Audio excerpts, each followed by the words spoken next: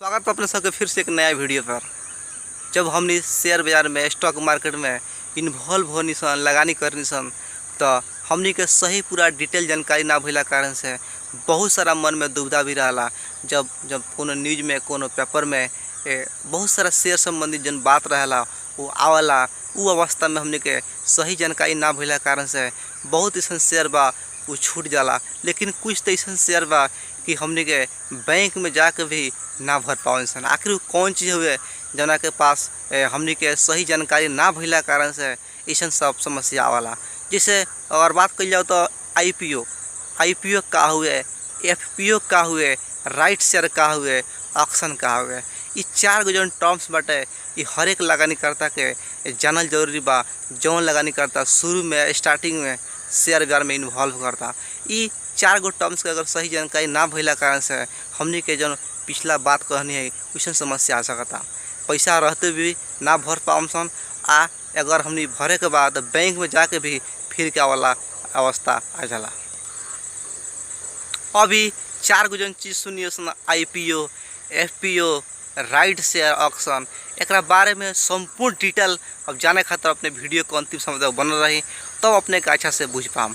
अगर अपने नया बनी तो वीडियो को लाइक कर दी और चैनल के सब्सक्राइब करके बेल आइकन दबा दी ताकि कोनो भी किस्म के नया आर्थिक न्यूज से जुड़ल समाचार आई या कोनो जानकारी आई तो अपने के पास पहुंच जाए। सबसे पहले बात कर लिया हमने आईपीओ के कि आईपीओ का होला। देखिए जब कोनो भी कंपनी शुरू में मार्केट में आके अपन शेयर देवे के चाहला कहला कि अपने आई पैसा लेके और हमार कंपनी के शेयर ले जाए। जब साधारण लोग के बीच में आके छोट टुकड़ा करके अपन हिस्सा देवे के चाहला वो अवस्था में जो शेयर खुला करा कंपनी आईपीओ कह जाला। अब वो आईपीओ दू गो भाव पे आवाला। एक तो बेस भरी जौन बा 100 रुपया के भाव पे आवाला या 100 रुपया में थप प्रीमियम थप के भी मार्केट में आ सकता। जैसे पिछला हमने वीडियो में जानी सन कि आईपीओ जैसे शिवम सीमेंट के बात कही जाओ तो शिवम सीमेंट अपने के 100 रुपया जन बेस वैल्यू वाला उनमें थप के 200 रुपया टोटल 300 मूल्य में हमने के पब्लिक के पास आई रहे। और जैसे पिछला बार री इंश्योरेंस भी खुलल, बहुत माइक्रो फाइनेंस भी खुलल सन वो 100 रुपया के भाव पर भी आल। अब कंपनी के परफॉर्मेंस अनुसार जौन किस्म के 7 से जौन निर्देशन मिलला वहाँ स्वीकृति मिलला वो हिसाब से वो लोग भाव वहाँ टोक के मार्केट में आ सकता। अब आईपीओ काहे खुलला, कुछ लोग मन में ये भी सवाल होला कि आईपीओ काहे खुलला। अब आईपीओ खुले के प्रमुख 3 कारण ये बड़ा सन। जैसे कि पहला कारण हुए कुछ इन्वेस्टर कुछ लगानी करता लोग कंपनी से चाहला कि बाहर होके के वो लोग जन कंपनी में लगानी कैला रहा अब चाहला कि कंपनी से हम बाहर होके तो ओकरा कारण से भी मार्केट में आईपीओ जारी करेगा पड़ला। दूसरा कारण यह कंपनी के पास जो लोन होला वो लोन चुकावे खातिर भी कंपनी आईपीओ जारी करला। तीसरा कारण है जब कंपनी के प्रशासनिक खर्च चलावे खातिर खर्च भी धाने खातिर बहुत सारा कंपनी के आईपीओ खुलला। जब आईपीओ खुलला तो बहुत सारा लोग के बैंक में भीड़ होला, खड़ियाए के भी जगह न रहा। लोग के मन में यह रहा कि आज हम आईपीओ भरम 100 रुपये के या जौन वैल्यू में आओ तो वैल्यू में बिहान ये आईपीओ डबल हो जाए तो का हरदम ऐसा होला। देखिए अपने आज 100 रुपया के जो आईपीओ के नहीं बिहान मार्केट में आके 200 या 300 भी हो सकता या जौन वैल्यू में हमने किनी सन उससे कम भी हो सकता। अब ये क्या है एक बुझल जाए एग्जाम्पल से मान ली एक व्यापारी बा, व्यापारी के एक तरकारी किने के बा तो 2 माध्यम से तरकारी किन सकता। पहला माध्यम है कि डायरेक्ट खेत में जाके भी किन सकता या वो मार्केट में जाके भी तरकारी उठा सकता। लेकिन पॉसिबिलिटी ये रहा, चांस ये रहा कि खेत में जौन जाकर तरकारी किनी वो मार्केट के तुलना में कुछ सस्ता वाला। खेत में जौन तरकारी किन के मार्केट में लेकर बिक्री करता ज़्यादा मूल्य में बेच सकता, चांस ज़्यादा रहा। लेकिन ये भी गारंटी ना रहा कि मार्केट में जाकर हरदम बेसी मूल्य में बेच सकता। कभी कभी तो ये भी होला कि खेत में जौन किनल तरकारी रहा ओकरा से कम मूल्य में मार्केट में बेचे का अवस्था वाला और व्यापारी के लॉस भी हो सकता। वैसे ही शेयर बाजार में सेम टू सेम होला। अगर कंपनी के परफॉर्मेंस अच्छा नहीं है और हमने आईपीओ जब किन लेनी सन जब वो सेकेंडरी मार्केट में आके लिस्टेड होला तो वो अवस्था में हमने के ज़्यादा हो जाए कह के कोनो भी गारंटी नहीं है। मार्केट के ट्रेंड अनुसार उसका प्राइस कम भी हो सकता। और अभी देखल जाओ मार्केट में तो बहुत ऐसा आईपीओ जो खुलल 100 रुपया के वैल्यू में आज उस 100 रुपया से नीचे बा। वैसे अपने जब भी आईपीओ के लिए सबसे पहले वो कंपनी को प्रोस्पेक्टर देखी वो आह्वान पत्र में सब चीज़ लिखा रहा, कंपनी के नाम का है, भविष्य को रणनीति का बा, कितना वर्ष के बाद वो प्रॉफिट दी और कब वो अपन बोनस दी और कंपनी कहाँ कहाँ लगानी करता, हर चीज़ के अच्छा से समझ के ही अपने IPO किनी। अब दूसरा जौन बात बा वो FPO। अब FPO का हो गया, देखिए जैसे हमने जाने से IPO को मतलब इनिशियल पब्लिक ऑफरिंग, शुरू के जन लोग के द्वारा IPO कहा जाला, वैसे ही जन FPO बा, FPO को मतलब वाला फर्दर पब्लिक ऑफरिंग। एक भी जन कंपनी IPO जारी कर डाला और फिर भी चाहला कि पब्लिक से आगे हम पैसा उठाएं, तो दूसर का जन ओकर अवस्था वाला वो जन IPO जारी करला उ मूल्य में कुछ मूल्य थप के मार्केट में जन लेके आवाला वाला के FPO कह जाला। और उमें का वाला फिर जैसे IPO में लोग भरलक वैसे ही 100 लोग के इन्वॉल्व होके के चांस ज़्यादा रहा, 100 लोग इन्वॉल्व भी होला। लेकिन IPO के जन भाव में शेयर आवाला ओकरा से महंग मूल्य में FPO मिलला।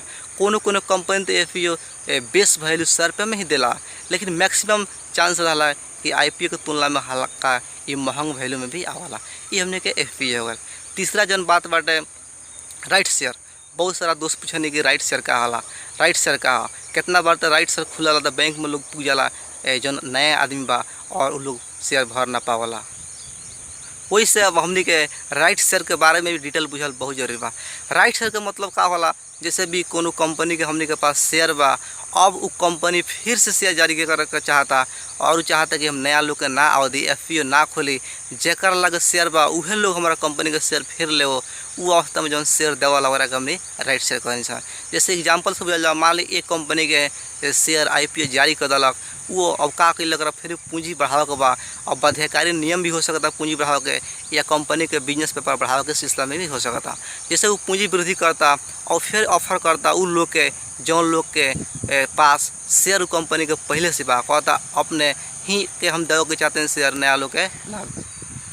अब का होई कि जौन कि पहले आदमी के लगे कंपनी के शेयर रहे लगानी करता जौन शेयर रहे उ लोग के फिर एक राइट्स मिल गए, फिर कंपनी के शेयर किने के ओकरा के हमने राइट शेयर कह जाला।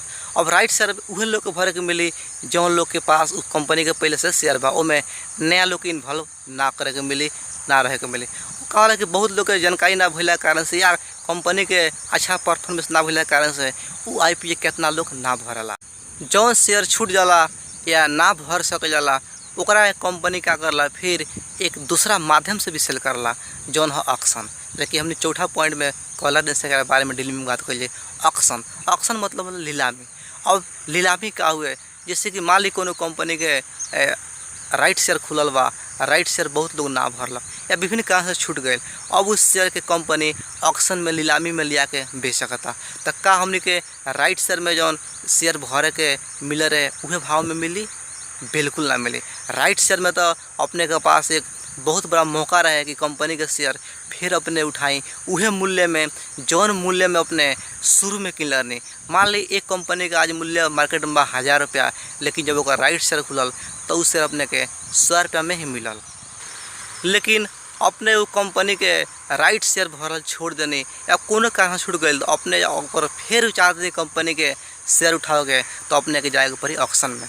अब अपने के 100 रुपये के मूल्य में वो ना मिले। राइट शेयर में तो बहुत बड़ा मौका रहा, चांस रहा कि 1000 रुपया जो मूल्य चल रहा कंपनी के 20 रुपये में भरे के मिलेला और मार्केट में जब लिस्टिंग है तो जो वैल्यू बाटे वो वैल्यू में अपने शेयर बेच के वहाँ से बाहर निकल सकता नहीं या रख सकते। लेकिन ऑक्शन में का वाला कंपनी के रेंज तो कला वो रेंज के मूल्य में जो आवाला रेंज वो रेंज से बढ़ा के ही अपने वो राइट से ऑक्शन के जो शेयर होला वो अपने भर सकता नहीं। अब अपने के शेयर ऊपर जाई कोनो गारंटी नहीं है, उनमें बहुत सारा लोग भरला, बहुत सारा इन्वेस्टर भरी वहाँ, लेकिन जेकर बेसी मूल्य में रही नीलामी के जन पेश कर नीलामी पत्र में जन मूल्य पेश कर जाला।